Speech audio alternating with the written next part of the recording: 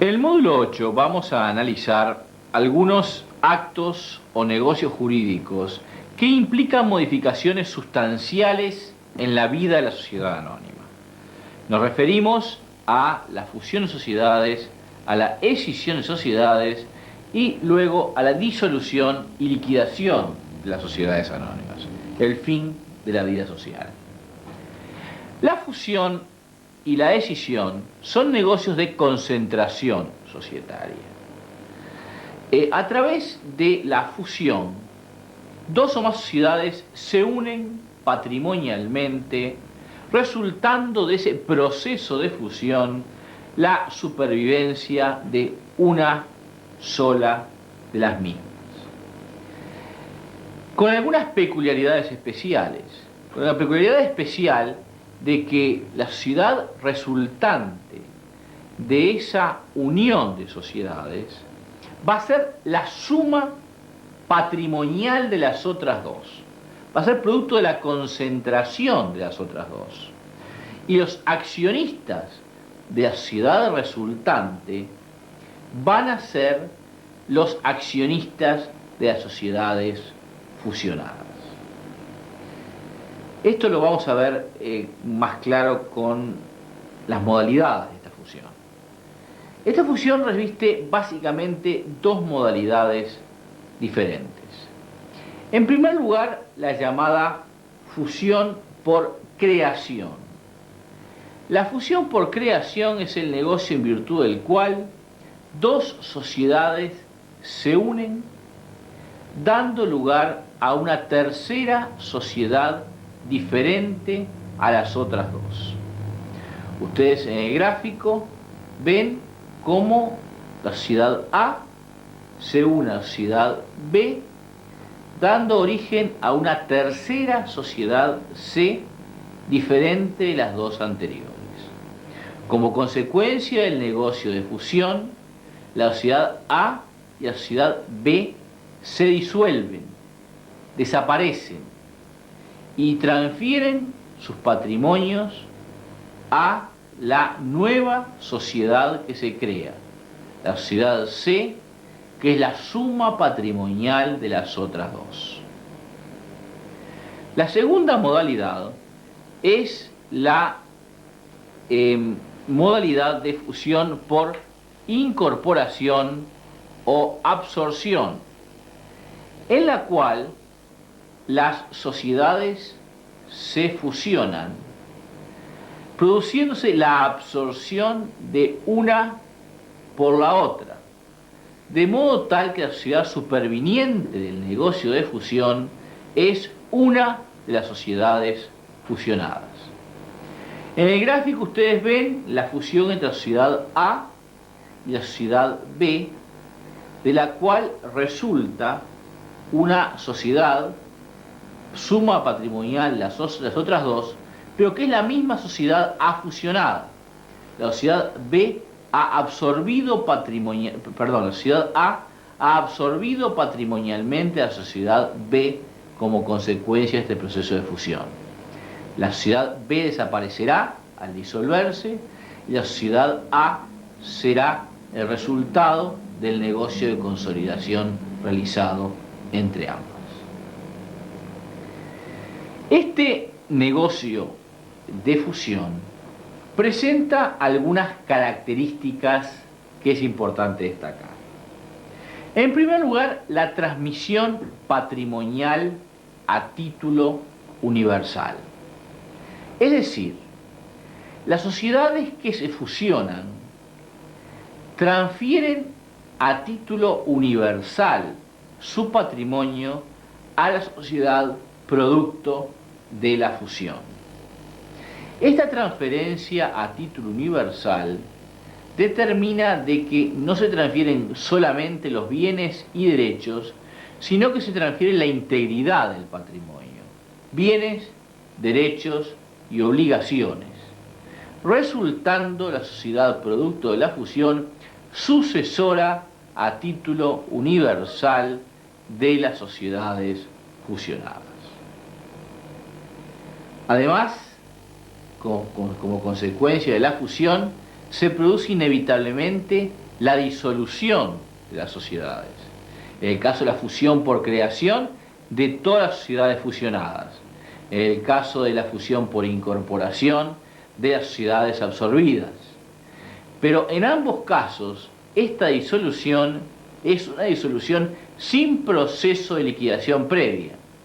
Esto quiere decir que luego de la disolución, la totalidad del patrimonio, sin liquidarse, pasa a título universal a la sociedad producto de la fusión.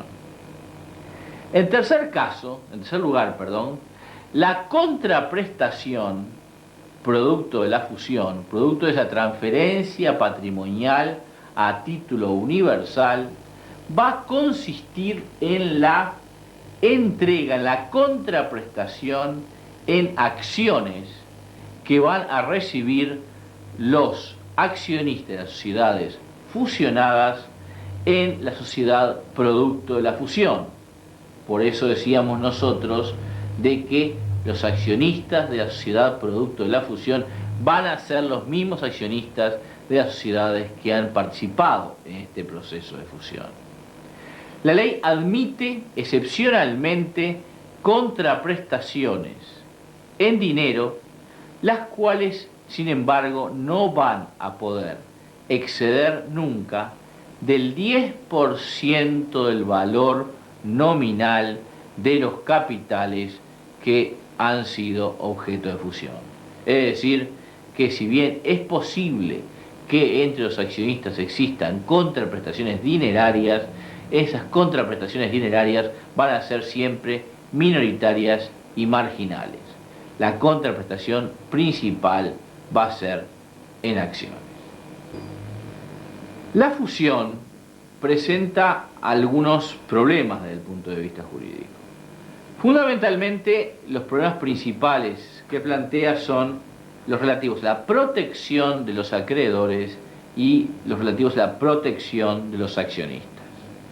Con relación a la protección de los acreedores, la ley establece tres mecanismos de defensa, que son la responsabilidad solidaria entre las sociedades por los créditos, el derecho de oposición de los acreedores y el requisito de conformidad de las asambleas de obligacionistas. Veamos cada uno de estos tres en forma separada.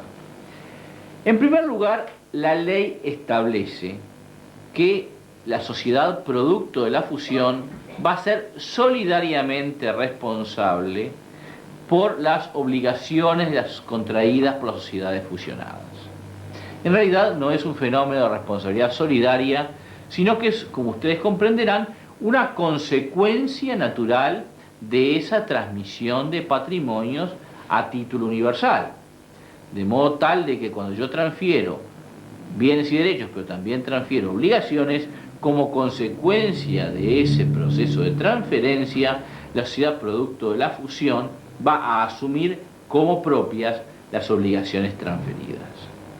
No obstante, la ley establece un mecanismo también de limitación o de determinación de esas obligaciones asumidas, porque no parece correcto establecer un mecanismo de asunción de obligaciones como realmente contiene la ley, sin que exista una vía para que quien absorbe las obligaciones pueda determinar a qué se está responsabilizando. Y en esta materia la ley de sociedades comerciales recoge una solución muy antigua contenida ya en nuestra legislación por una ley de 1904 en materia de enajenación de establecimientos comerciales, que, planteándose exactamente el mismo problema, establece la solidaridad del adquirente del establecimiento y mecanismos de limitación de esa responsabilidad solidaria. Y esos mecanismos de limitación son los siguientes: determinan que las obligaciones transferidas son aquellas que surgen del balance de las sociedades fusionadas y aquellas que correspondan a acreedores que en un periodo de convocatoria que prevé el procedimiento de fusión se presenten a verificar la existencia de sus créditos. Estas son las dos vías a través de las cuales la sociedad fusionada, la sociedad producto de la fusión, puede tener conocimiento de los pasivos que contrae y, en consecuencia, asumirlos con pleno conocimiento de causa. El segundo mecanismo de defensa de los acreedores es la posibilidad de oposición de los acreedores. Quien ha otorgado crédito a una sociedad lo ha hecho en función de la estructura patrimonial que la misma presenta. Cuando esa sociedad va a consolidarse con otra sociedad distinta, es decir, va a sumar su patrimonio al patrimonio de otra sociedad que tiene su estructura de activos, pero también su estructura propia de pasivos, el acreedor puede lícitamente entender de que se están cambiando las condiciones en las cuales él otorgó su crédito. Y en consecuencia, para salvaguardar este derecho, la ley confiere a los acreedores la posibilidad de oponerse a la fusión. Y la oposición de los acreedores a la fusión tiene por efecto de que esos acreedores que se han opuesto deben ser desinteresados o suficientemente garantizados. Es decir, o bien se les debe pagar sus créditos, o bien se les deben dar garantías suficientes de cobrabilidad de los mismos, para lo cual la ley establece todo un mecanismo tendiente a la impugnación o solución del conflicto entre la sociedad y el acreedor respecto a la suficiencia o insuficiencia de la garantía otorgada. Por último, la ley establece una solución especial para una categoría determinada de acreedores que son los tenedores de obligaciones negociables. Como vamos a ver en el módulo próximo, los tenedores de obligaciones negociables son tenedores de títulos emitidos en serie que responden a un único negocio de préstamo o empréstito otorgado a la sociedad. Y en este caso, en la medida de que tenemos una pluralidad de acreedores por un único negocio de préstamo, la ley admite una solución especial de acuerdo con la cual puede otorgarse conformidad al negocio de fusión por la asamblea de los obligacionistas, la cual adopte decisión por mayoría. O sea que a esta categoría especial de acreedores no les vamos a otorgar derecho de oposición, sino que vamos a requerir el consentimiento mayoritario de la asamblea de debenturistas propia o de obligacionistas propia de la emisión de las cuales son titulares. El segundo de los problemas, o la categoría del conjunto de problemas que vimos que establecía la ley, son los vinculados a los propios accionistas minoritarios. Los accionistas minoritarios, en caso de fusión, van a pasar a ser accionistas de la sociedad producto de la fusión.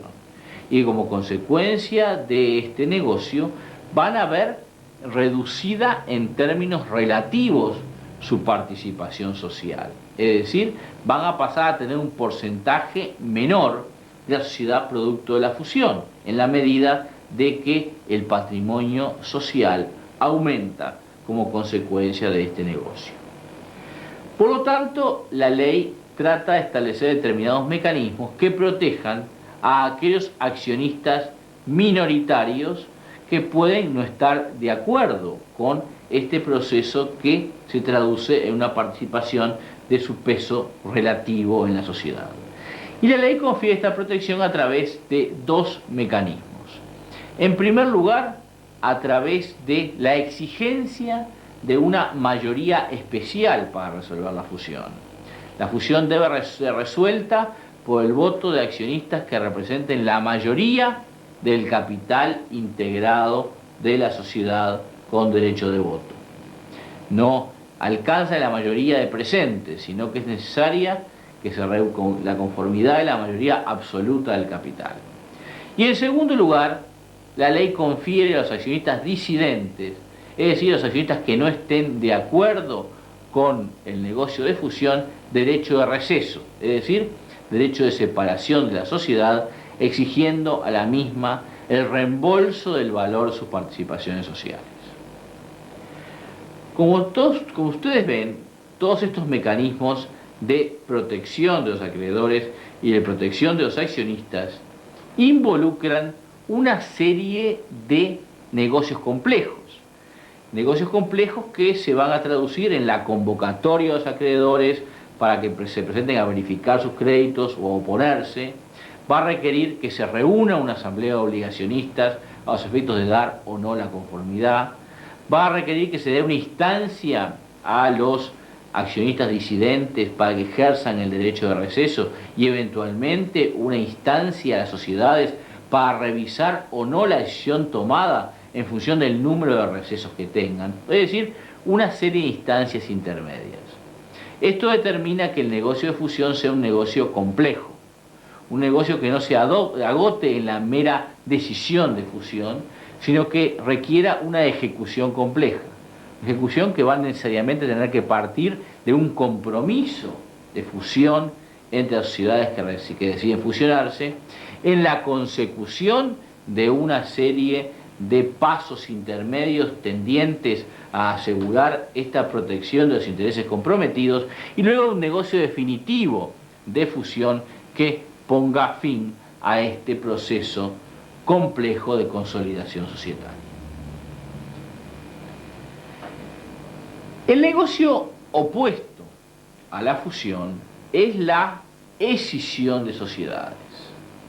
La escisión de sociedades es un negocio por el cual una sociedad se divide patrimonialmente, dando origen a dos o más sociedades hijas, de modo tal de que la sociedad madre se disuelve como consecuencia de este negocio, o simplemente escinde o separa una parte de su patrimonio y sin disolverse deja vigente una sociedad hija. La ley regula cuando habla de escisión, la escisión con disolución de la sociedad matriz o madre, la escisión sin disolución de la sociedad matriz, y regula además otras operaciones asimiladas que vamos a mencionar.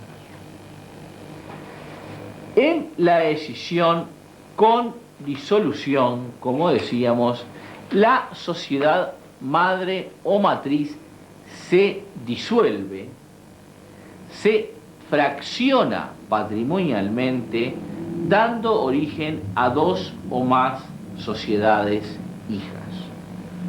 Ustedes ven en la gráfica que figura en pantalla que en este caso la sociedad A se fractura, se divide y da origen patrimonialmente a dos sociedades, la sociedad B y la sociedad C, que son sociedades diferentes a la sociedad matriz.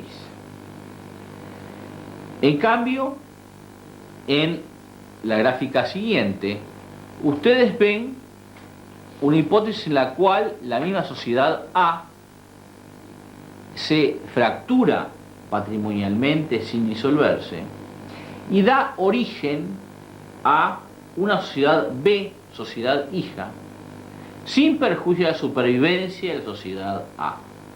La sociedad A mantiene su existencia, se reduce patrimonialmente y transfiere parte de su patrimonio a la sociedad B, que se crea como consecuencia del negocio de escisión. Aparte de estos dos negocios de escisión que yo podría denominar típicas, la ley prevé otras operaciones que denomina operaciones asimiladas. Operaciones asimiladas que pueden, o que también se ha denominado en la doctrina de escisión-fusión. Esas operaciones asimiladas son operaciones en las cuales una sociedad fracciona su patrimonio y la parte fraccionada de su patrimonio pasa a fusionarse con una sociedad ya existente, dando lugar a una ampliación patrimonial de la sociedad ya existente que absorbe la porción del patrimonio escindido, o a la creación de una sociedad nueva. Ustedes en el gráfico ven un caso, el primer caso que tenemos, que la sociedad A se fracciona en su patrimonio y parte del patrimonio que se fracciona va a fusionarse con la sociedad B, siendo absorbido por la sociedad B. ¿Qué se produce en este caso? Se produce en este caso que la sociedad A va a sobrevivir. Va a sobrevivir con una estructura patrimonial más pequeña porque parte de su patrimonio fue objeto de este negocio de escisión-fusión. Y la sociedad B existente va también a sobrevivir, pero va a sobrevivir con un incremento patrimonial producto de la absorción de la escisión patrimonial de A. En el caso siguiente vemos la segunda de las hipótesis planteadas, en el cual la sociedad A se escinde sin disolverse, se fusiona con la sociedad B y como consecuencia de este negocio de escisión-fusión nace una nueva sociedad, sociedad C, que es la suma patrimonial de B más la porción escindida de A.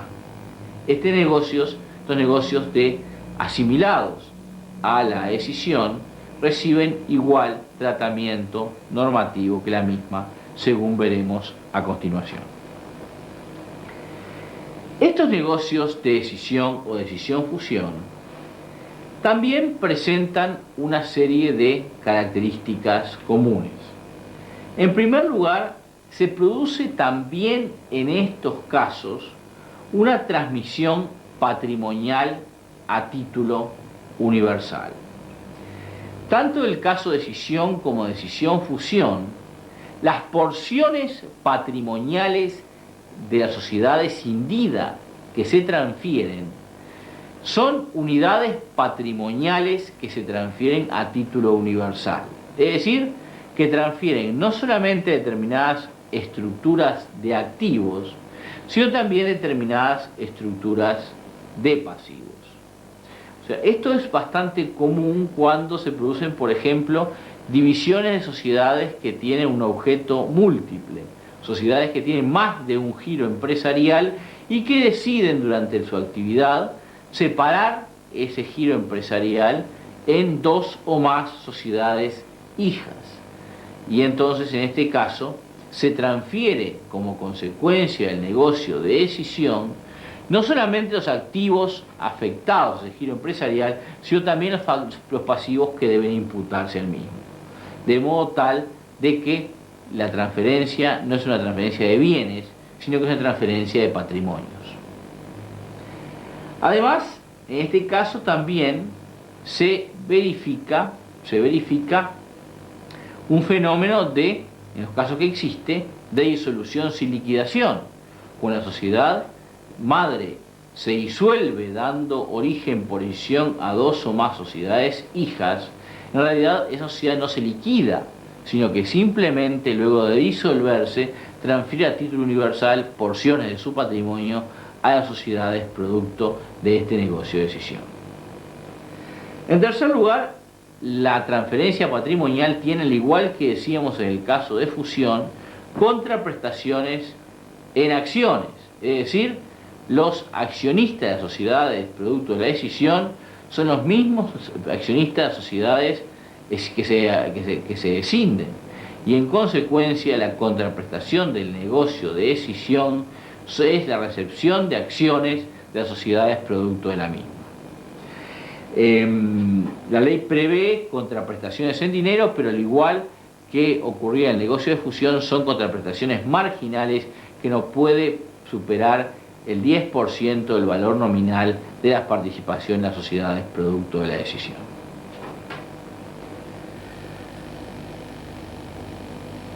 En este caso, en el caso de la decisión, También establece la ley determinados mecanismos de protección de acreedores y de accionistas. Y yo diría que los mecanismos son muy similares. En el caso de los acreedores, se les otorga, tienen la carga, yo diría, de presentarse a los efectos de asegurar, presentar el justificativo de sus créditos, ya que como consecuencia de la escisión, la transferencia patrimonial que se realiza de la sociedad madre a las sociedades hijas va a ser aquella que resulte del balance social y de la correspondiente a aquellos acreedores que se hubieran presentado el periodo de convocatoria. En el caso, además, de este caso, existir además derecho de oposición de los acreedores y, obviamente, derecho de receso.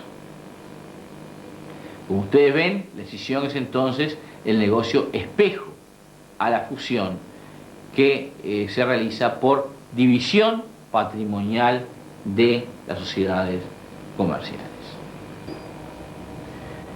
La segunda parte de este módulo va a estar destinada a estudiar la disolución y la liquidación de las sociedades anónimas.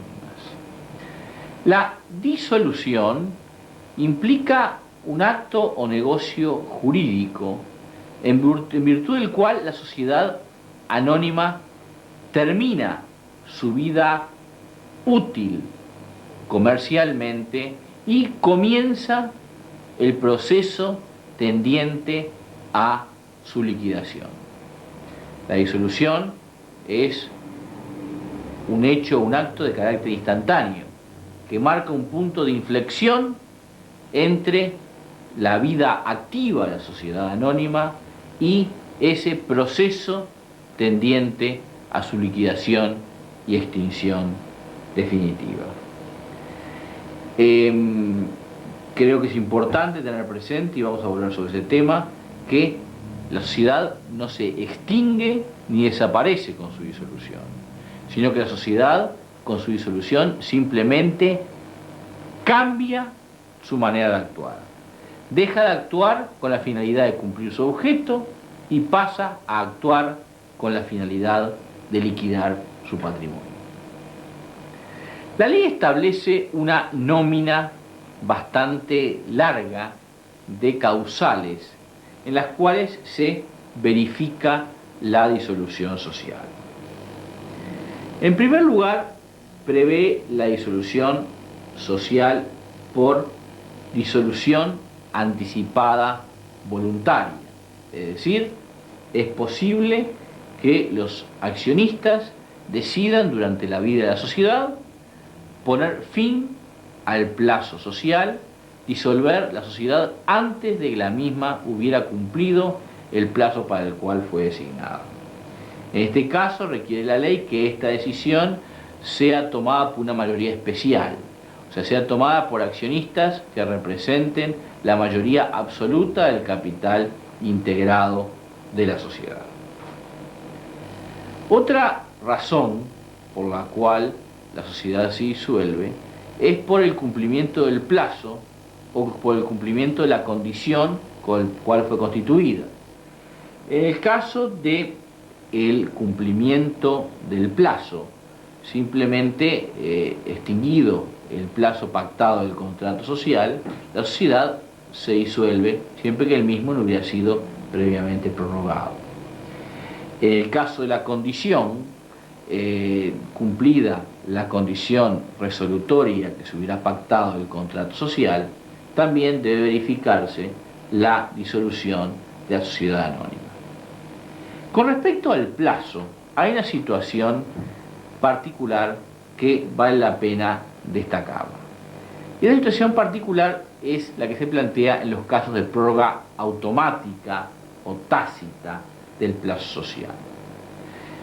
Puede establecerse en el contrato un plazo determinado y prever que la sociedad, luego de vencido ese plazo, va a quedar automáticamente prorrogada por plazos sucesivos, pactados en el tiempo, siempre que los accionistas o alguno de los accionistas o una parte de ellos o una mayoría calificada no decida impedir la prórroga poniendo fin a la sociedad. Estas cláusulas de prórroga automática que son bastante más frecuentes en las sociedades de tipo personal o en las sociedades de responsabilidad limitada, también pueden pactarse en las sociedades anónimas. Otra razón o causal de disolución es el cumplimiento del objeto o la imposibilidad de cumplimiento del objeto por el cual la sociedad fue pactada. La sociedad ya ha cumplido, ha agotado su posibilidad de actuación o no puede agotarlo porque el objeto se torna imposible. La sociedad también ha cumplido su vida útil y debe disolverse. Prevé además la ley la disolución cuando la sociedad entra en estado de liquidación judicial. La liquidación judicial es un estado jurídico en el cual entran las sociedades anónimas que cesan en el pago de sus obligaciones, y este cese en el pago de sus obligaciones resulta reconocido por una sentencia judicial. La liquidación judicial de las sociedades anónimas es el procedimiento de ejecución concursal de la sociedad anónima que cesa en el pago de sus obligaciones y constituye un instituto paralelo a la quiebra de los comerciantes o de las demás sociedades comerciales. En este caso, en particular, la ley prevé que la disolución operada por la liquidación queda sin efecto en el caso de que la sociedad anónima obtenga un concordato resolutorio, es decir, un acuerdo con los acreedores por el cual ponga fin al estado de liquidación judicial ocurrido. Un caso particular que merece especial consideración es el relativo a la disolución de la sociedad por pérdidas. Dispone la ley que las sociedades se disuelven por pérdidas que reduzcan el patrimonio social a una cifra inferior a la cuarta parte del capital integrado. Es decir, que cuando las pérdidas acumuladas de la sociedad determinan que el patrimonio social tenga un valor inferior al 25% del capital integrado, se verifica una causal de disolución. Prevé la ley que esta causal no se produce si este estado es evitado a través de la reducción o del reintegro del capital social, es decir, a través de la absorción de pérdidas con capital o a través de ese negocio complejo que ustedes recuerdan que hemos analizado en algún módulo anterior, por el cual se ocurre esa operación acordeón, por el cual se realiza una reducción nominal y un aumento real del capital. Prevé además la ley que las sociedades anónimas se disuelven por imposibilidad de funcionamiento. O sea, por imposibilidad de funcionamiento o por imposibilidad de que los órganos sociales adopten decisiones válidas. Cuando esta imposibilidad es transitoria, la ley busca solucionar el tema a través de los procedimientos de intervención judicial. Cuando esta imposibilidad es permanente, la ley opta por considerar que se ha producido una causal de disolución de la sociedad. Y finalmente, la ley prevé que se produce también la disolución de la sociedad cuando la misma realiza actividad ilícita o prohibida.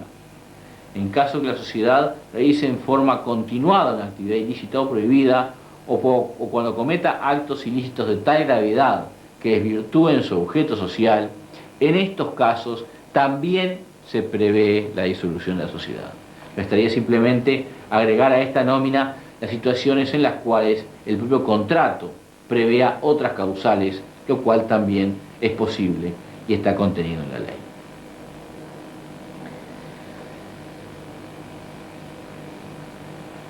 Como consecuencia de la disolución, nosotros decíamos que se produce el ingreso a la sociedad en un estado especial, que es el estado de liquidación. No obstante, las disoluciones de sociedades no operan nunca en nuestro derecho, a partir de la ley, valga la redundancia, de pleno derecho, sino que en todos los casos la disolución de la sociedad debe ser o bien resuelta por los órganos sociales o bien declarada judicialmente. Es decir, recién con la decisión de los órganos sociales que o bien dispongan la disolución anticipada o bien reconozcan la existencia de una causal de disolución, o por el contrario, con la sentencia judicial que declare que se ha configurado una de las causales de disolución social, recién en esa hipótesis la sociedad se considera que se ha disuelto. Como consecuencia de esa disolución, decíamos, la sociedad entra en un estado de liquidación. Conserva durante ese estado de liquidación su personería jurídica. La sociedad no deja de ser sujeto de derecho por haberse disuelto. Modifica, sí, en ese caso, su objeto, y como consecuencia de esa modificación del objeto, la sociedad va a poder realizar en el futuro solamente aquellos actos tendientes a su liquidación. La ley contiene, en materia de disolución, dos normas más que resulta importante destacar. La primera es una norma interpretativa. Y esta norma interpretativa establece que cuando existan dudas con respecto a la existencia de una causal de disolución, se estará en favor de la subsistencia de la sociedad. Recoge la ley un criterio interpretativo basado en el principio de conservación de la empresa, que establece que en la medida de que existan dudas, la duda debe inclinar el fiel de la balanza hacia aquella solución que tiende a la conservación de la sociedad y no que tienda a la disolución de la misma.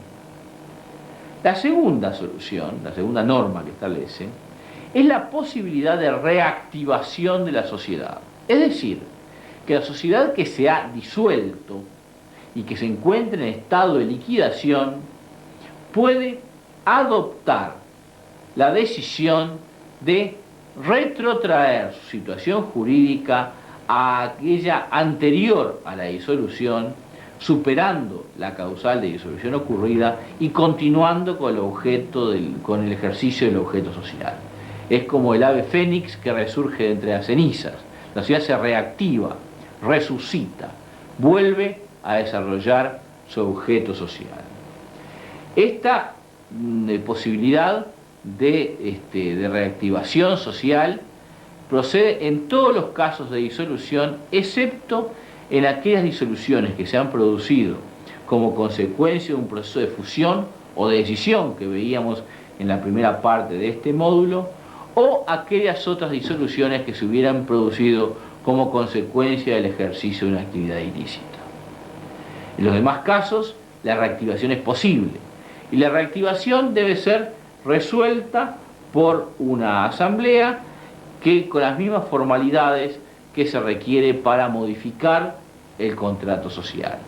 Y en este caso prevé la ley de que los accionistas disidentes, aquellos que no se encuentren de acuerdo con la decisión de disolución, de reactivación, tienen derecho de receso, es decir, derecho de separarse de la sociedad, exigiendo la misma el reembolso del valor de sus participaciones sociales. Nosotros decíamos que la consecuencia de la disolución es que la sociedad entre en un estado de liquidación. A diferencia de disolución, que es un acto o un hecho jurídico, la liquidación es un estado jurídico.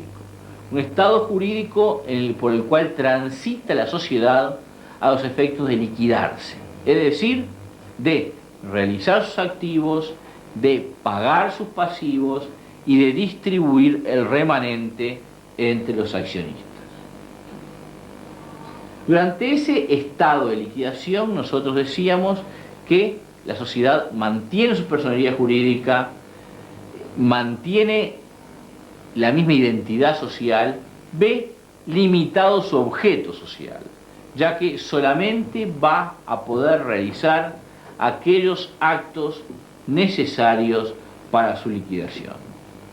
Además, la ley requiere que este estado de liquidación tenga publicidad en el comercio, de modo tal de que la sociedad que está en liquidación debe, en los actos que realiza y en su comparecencia, adjuntar a su nombre social la expresión o la distinción de que se encuentra en estado de liquidación.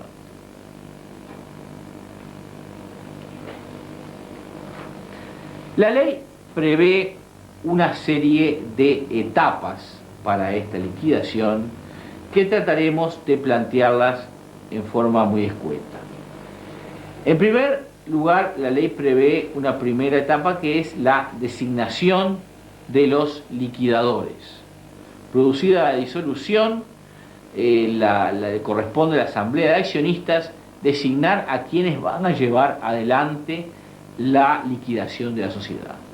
Hasta tanto los liquidadores no son designados, va a corresponder a los administradores el mantenimiento de los activos sociales para evitar que la administración quede acéfala y los activos sociales sufran como consecuencia de esta cefalía algún menoscabo patrimonial. El primer acto que deben realizar los liquidadores es realizar un inventario y un balance inicial de la sociedad a los efectos de establecer cuál es el estado de los activos y pasivos y patrimonio social sobre el cual se va a realizar el negocio de liquidación.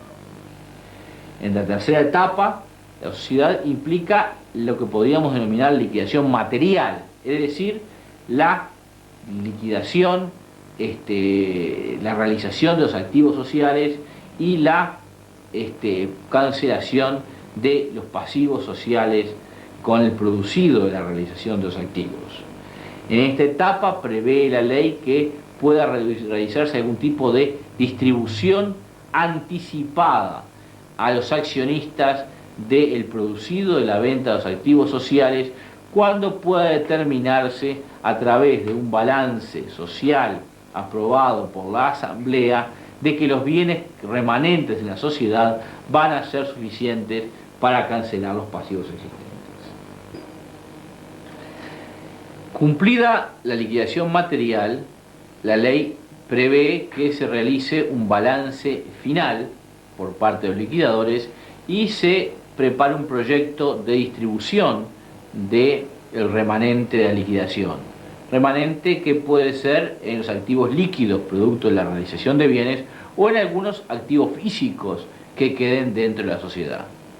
Ese proceso de distribución de utilidades prevé la ley de que se dará preferencia para que en caso de existencia de bienes físicos los accionistas reciban aquellos bienes que hubieran originariamente aportado en la sociedad. El balance especial y el proyecto de distribución de utilidades debe ser sometido a la aprobación de la Asamblea, previendo la ley la posibilidad de oposición o de impugnación de ese balance especial y proyecto de distribución de utilidades a accionistas que representen por lo menos el 10% del capital social. Aprobado el balance especial y proyecto de distribución de utilidades, corresponde la distribución material de los bienes y derechos a los accionistas, proceso que recibe el nombre de partición. En este proceso, el propio acto de aprobación del balance especial y proyecto de distribución de utilidades será el título hábil para que se transfieran los bienes en el acto de partición. Una vez cumplida la partición, Una vez que la sociedad ha dejado de tener patrimonio, la ley prevé un último paso formal, que es la cancelación de la inscripción de la sociedad en el registro público de comercio. Este expediente administrativo es el que pone efectivamente fin a la personería jurídica de la sociedad y hace desaparecer definitivamente a la sociedad anónima del mundo del derecho. Con esto nosotros terminamos el desarrollo de este módulo en el cual hemos visto estos negocios modificativos de la estructura de la sociedad anónima.